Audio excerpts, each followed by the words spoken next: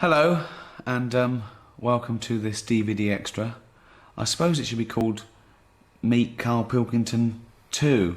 We did a little bonus feature for my politics DVD, where we talked about politics, obviously, and that sort of introduced you to the world. That was put on YouTube, and it's had like 1 million hits.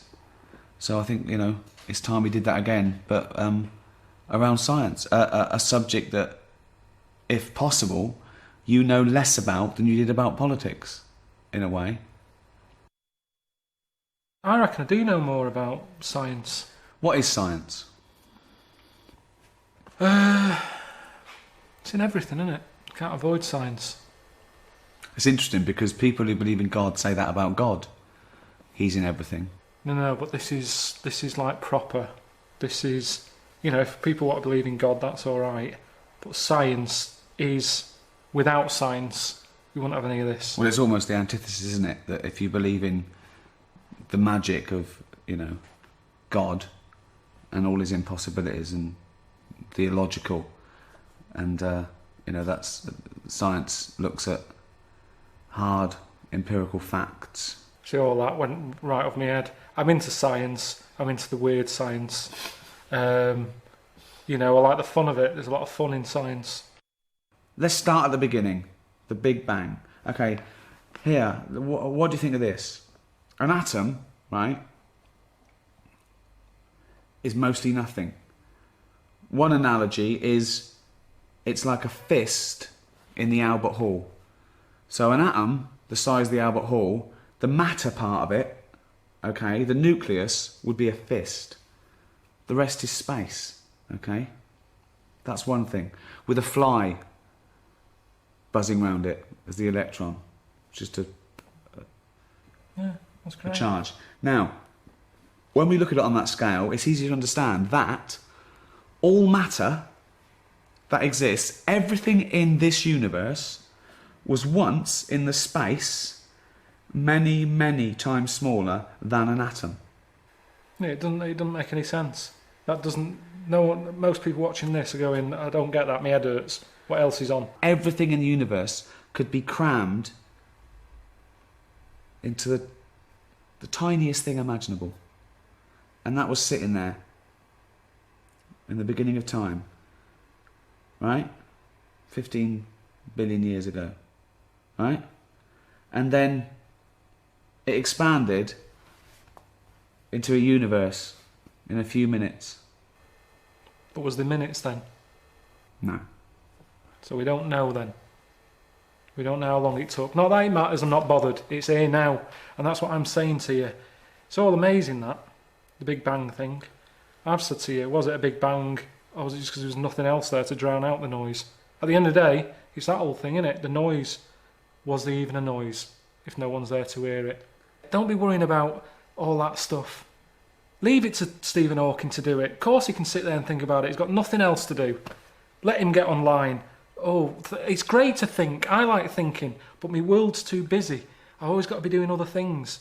He's sat there just thinking. I'd be the same if I was in his shoes. Exactly the same. Thinking, but he's done that much thinking. He's thinking about things now he doesn't need to think about. Pack it in, Steve. Have a rest. Play Pac-Man. Do whatever. Just do something else. Stop worrying about the Big Bang. He's wasting his life thinking about something that doesn't matter. We don't need to know the answer. He's wasting his life thinking about something that doesn't matter.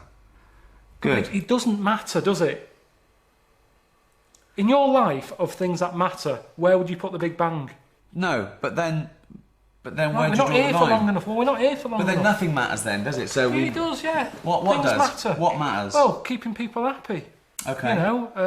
Looking after people. So keeping them happy could be giving them life-saving drugs, or feeding a starving world, or letting someone become mobile that was otherwise immobile. And that's fine. But you're talking about space. When did it start? Where does it end? It doesn't matter. It really doesn't matter. It goes on and on and on and on. We know that. Atoms, they're not getting in the way. Stop worrying about them. I read something about some scientists trying to smash one up. What for? They're not in the way. If they were big and I kept bumping into them, I'd smash them up, break them down, make gravel out of them. Make atoms so tiny that they're only gravel. No, but what I'm saying is it's not an issue. And Right. there's loads of problems in the world. There is loads of problems. You mentioned them all, the starvation, all that, and someone's faffing about with an atom. That isn't going to sort anything out. Some people say mathematics is the tool of science. You need maths to do anything in science of precision. I believe that. You do. I like doing DIY. I've told you, there's a lot of maths involved. Accuracy. Right. That's fine. Okay, just taking it slightly even more accurate than DIY. Microsurgery. Putting a man on the moon. The figures had to be Pointless. Yeah. Yeah. Again, you see, if we didn't have the numbers, that wouldn't have happened. But all we've done is create something else we didn't need because of something else we've got. We didn't have to put man on the moon. What was he doing? What did he do? Nothing. Has he been back? No, he hasn't. He didn't enjoy it. No one else has gone up there. The only reason, the thing that I've thought of recently when I thought that would be good to go into space again is to get rid of rubbish. That's what I'd do. They're always going on about landfill and everything. It's not good. We can't get rid of all this. Shoot it up there. Stick it into space. It's expanding. There's loads of space. Stick all the shit up there. Don't be sending a man up. I heard that one of them astronauts knocking a golf ball about on the moon. Leave your golf clubs at home and take some shit up with you and tip it. Yeah, but do you know how much fuel is needed to get a kilogram of something up out of the Earth's atmosphere and into space? Tell me. He had a golf club with him. A golf golf ball. Okay, but how much rubbish do you think we can really get rid of? As much as you want. But how much fuel does it take? I mean, it's a matter of economics as well. Think of the fuel that would take a bin bag full up into space would far outweigh that bin bag being on Earth. But they keep going into space now. They're not going to the moon. They knock around space, messing with satellites. Right. Less astronauts. A couple of bin bags. Chuck some shit up there. And what's good with it is it won't break up. It'll just keep circling. And up there then, space isn't space anymore. It'll be like a museum. Because there'll be old stuff from years ago. At the moment, we don't save anything, do we? It's all about recycling. Everything's destroyed. There's no evidence of the past. Go into space, it'll be like Antiques Roadshow of shit from the years gone by. Right. I'd like to see this episode. That's mental, Carl. It's not mental. It is mental. How would you get the rubbish up there? In the rocket. Yeah, but you don't know anything. Do you know how much fuel it takes to But burn? they're going up anyway. I'm just saying, at least if they're going up there, do something. Do something different. It's space. There's nothing in space. Well, let's put something there. That's what we do as humans. We don't like plain space. We fill it. That's what we do. So just chuck some shit into space. That's all I'm saying. If you're up there, get rid of a few bin bags. Brilliant. That's space. There's nothing... Don't you understand what I'm saying? There's nothing... Yeah, but it's mental. It's everything's wrong with it. It's once again a terrible, flawed theory. Time machines, they're funny. That's science. Well, we're sort of going into the future, aren't we? All the time, by definition. Every day we are, yeah. Exactly, yeah.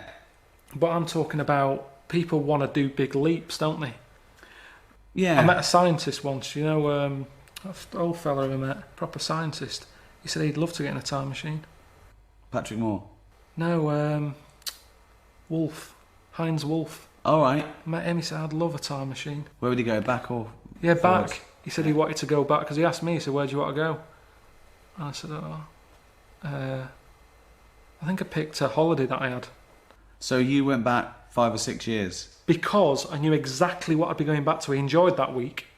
I'd be going back. I wouldn't have to pay for that holiday. I've already paid for it. It's not like I'm turning up and someone's going, get out, you shouldn't be here. I was there. So you're going back because you reckon you'll save 400 quid? Well, it's 250. It was a bargain. In Mallorca, a villa, swimming pool, 3 bedrooms. That's what you'd use a time machine for? I'm just saying, why do people always have to jump so far So back? hold on then, let me get this straight. Are you going back and it's you now and you've had that 5 years and you're loving it, oh, I remember doing this, or are you going back and just reliving it like a memory and no one knows the difference and nor do you? It's like you're just doing, and then you have to No, everybody there doesn't know I've gone back in time. right. So But you've come me- from the future then. Yeah, but they don't know that. No, I know, but you're in your body then. You look like you did then, but actually, it's Carl 5 years on. Yeah, but I'm having the same holiday, and I'm going to enjoy it more. So you're not coming back with going like, oh, Rita, go and get that checked out. No. And no, Just having a holiday. But the weird thing is, this professor bloke, he wanted to go back. He said he wanted to go back when like cavemen were knocking about to see how they sort of mooched about and how they survived. see, that to me is Horrible. more interesting than going back on a holiday I've already had. I'll be honest. You wouldn't go back to being a caveman.